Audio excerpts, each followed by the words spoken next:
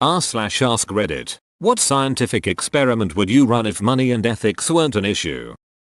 The Gilligan's Island experiment. Shipwreck 100 people with vastly different backgrounds, wealth disparity, and personalities on a remote island. See what kind of civilization grows from it. Then do it 50 more times to check results against each other. I'd watch that show. I love survival dramas. The first 2 seasons of Lost was my perfect TV. I want the Truman Show, except over time inject something that would be conventionally insane or absurd like cannibalism or The Purge. Normalize crazy shit just to see how far Truman goes. People would love it. See if a monkey tribe could become dominant over the rest by training them to make and use weapons and other primitive technology. Also interested in seeing if they would take their newfound knowledge and begin to expand an empire.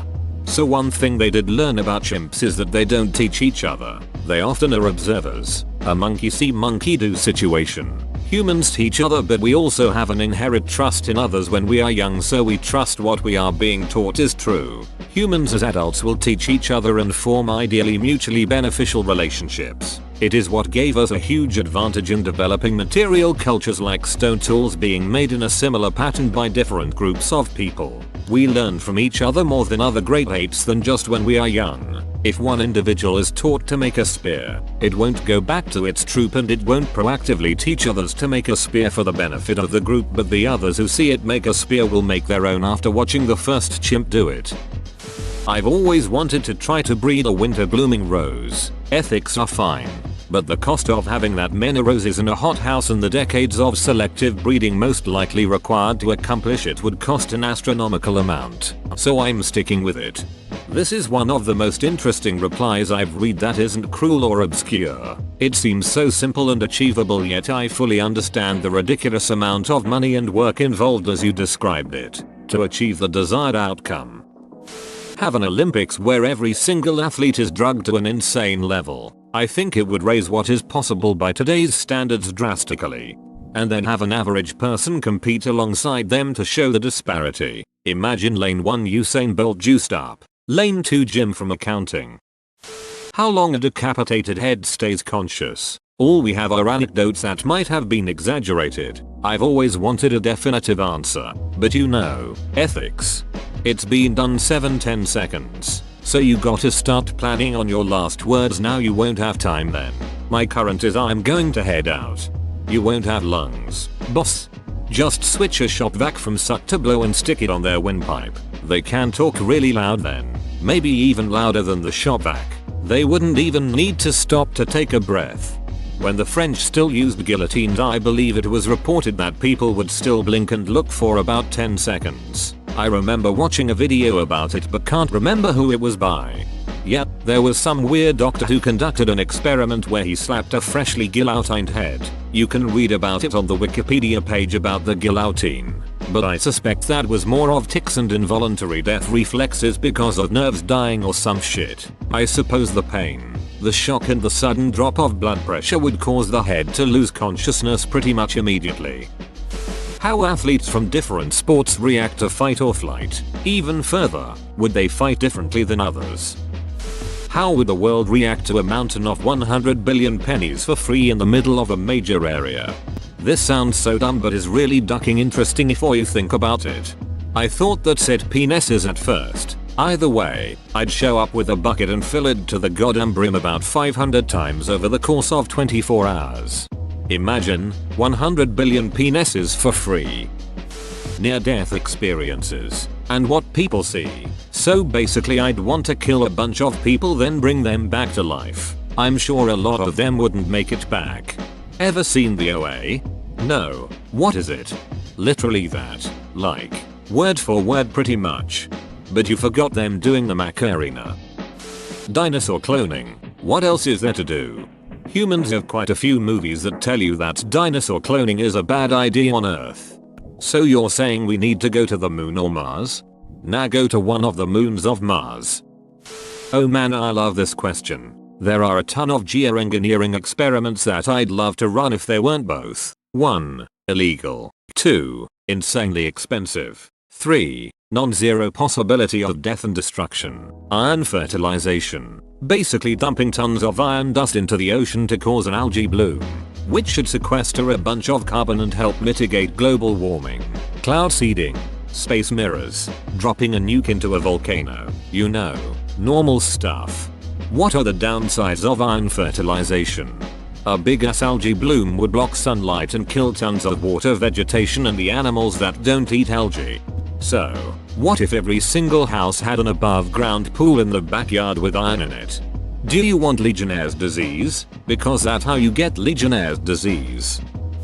Genetic altering of humans. I don't currently have an issue with anyone that wants to do it on themselves. However, to do it to an embryo or through the parent's DNA to see what we could do to advance humans would be amazing. Alterations to intelligence, memory, physical attributes, gills to swim underwater, visual alterations to see the full light spectrum and hearing for the full sound spectrum, immunity to all diseases and harmful bacteria, ability to eat almost anything for sustenance.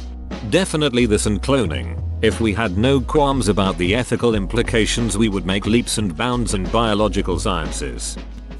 Raise a child without ever punishing or rewarding them.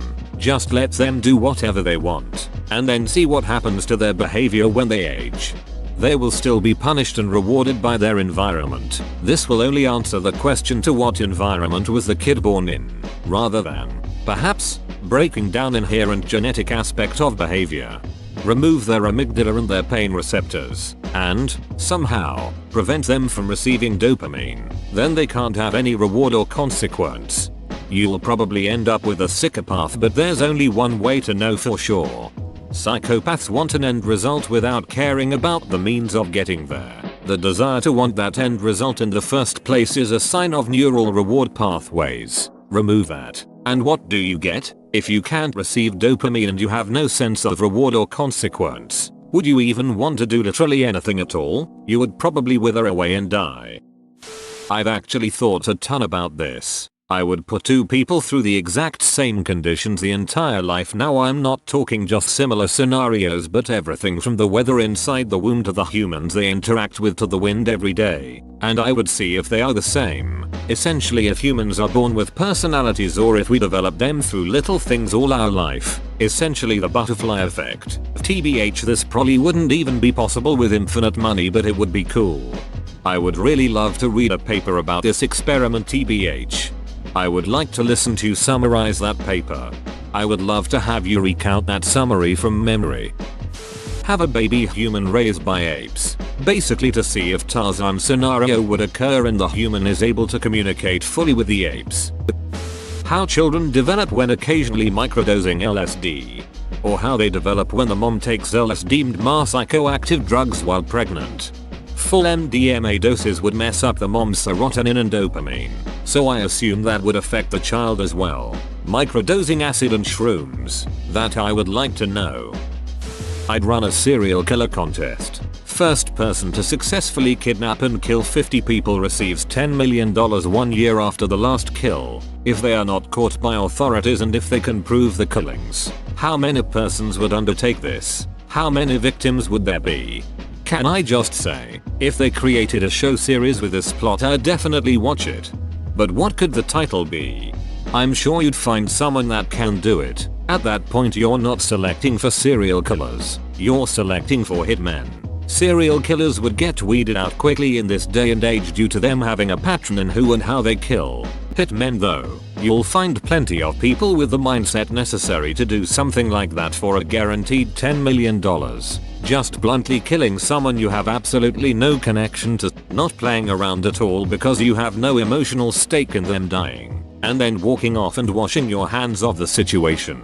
No one would be able to find you. As long as you kill them far away from each other, the police wouldn't even be able to link the murders together and they wouldn't even think to begin working together to catch you.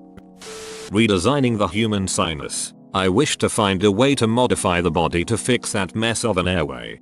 Sometimes I think about how there's just hollow cavities behind your face and get really anxious. Specifically the Mayo Clinic illustration that comes up when you Google sinusitis. That shit makes my chest tight. From the time I was born I was sick for 5 straight years with remissions lasting maybe a week here and there, with the docs scratching their heads as to why. Finally they decided my mom must have Munchausen syndrome. As a nurse and mother, she was very offended by this and told them to do a full body CAT scan or else she wasn't taking me home. They found out I was born without sinus openings and or polyps in my sinus cavities, can't remember which, and I had to have holes drilled in my head and tubes put in functional endoscopic sinus surgery, or FES, I think it was called. Everything improved after that. Still get sinus headaches a lot but that's neither here nor there. Brain transplants from humans to animals and vice versa. I'm thinking that the physical biology is too different for that specific cross-species surgery to work. Maybe start between humans, do a swap and see if they fare. But imagine watching a dolphin in a human body figuring out how to move and adapt. Not sure I'd go with dolphins. They are awfully rappy. I'd love to pit elite Madden gamers versus NFL play callers and see who is better at game management and play calling. Hail Mary every ducking time. They'll never see you coming. Not necessarily a scientific experiment, but a series of experiments to see how you can control nerve sensations from the brain and whether it can create VR that can perfectly mimic the sensation of touch whilst being motionless, as if you're moving and touching something in a virtual world but not in the real world. Is that even possible? Calm down Akihiko Kaiba. I want to send someone to space without a spacesuit. I've read about everything that can happen. I just want to see it on film.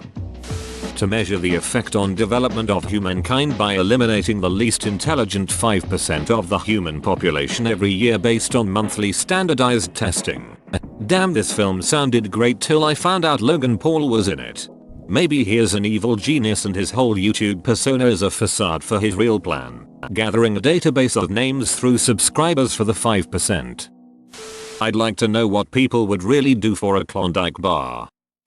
I've always been really curious what the results of the Holocaust twin experiments would be if they were run by a sane person. If I didn't have to worry about the fact that I was slaughtering a bunch of children, which very much goes against my morals, I'd recreate those. Do you have some particular experiment in mind? Basically all of Mengel's twin experiments I heard of, aside from being of course horrible, made no sense whatsoever. The only one I know of that seems like it would give borderline meaningful data is the one about carefully measuring the bodies of twins to find out which traits are hereditary and which ones aren't. Perhaps not coincidentally, it is also pretty much the only one that does not seem pointless cruelty for cruelty's sake. Which prescription drugs aren't really dangerous to mix with alcohol and to what dosage can you be closest to death without dying so I can get litty? I would breed and engineer dogs to become more intelligent, until they can understand the concept of I am coming back soon. Don't worry, they deserve it for helping us get this far as a species. I'd raise a group of children from birth to adulthood, kinda a Truman Show thing, without any contact with music and see how it affects their lives and personalities. I'd make sure everything else would be normal but music would be edited out of their lives. Soft target schools. To see whether a school where people are trained and have guns is safer or less targeted than a school that does not allow firearms. I don't know how it would be done, but someone had mentioned it to me and I've always wondered how you would test it. Put a baby in a pure white room at room temperature and find a way keep them alive with no human interference. What would they do for their whole life?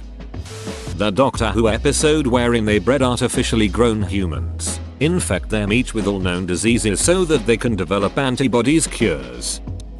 A legitimate eugenics experiment not rooted in racism and actually rooted in breeding superior humans. I'd use CRISPR and all kinds of gene doping techniques. After all the poo-hoo-hooing is done, humanity will thank me for solving modern healthcare problems through genomic manipulation and ushering in the next era of human evolution. I'd also use those artificial wombs to mass clone, mass produce, and mass develop genetically modified embryos. I'd simultaneously pump billions into RE research so that the day-to-day responsibilities of running a society would be taken over by intelligent machines, which will free up precious time and energy that will go towards the eugenics cause. Poke around in people's brains and see what I can and can't done from altering the brain. Imagine being able to stop allergies. Allergies are a function of the immune system, which isn't really controlled by the brain. Put 100 babies from different countries on an island with a bunch of mute caretakers, then see what their language would sound like. I wanna see if the same franchise of a restaurant chain in demographically similar areas would have differing amounts of profit based on whether they let the employees be mean to customers if they want.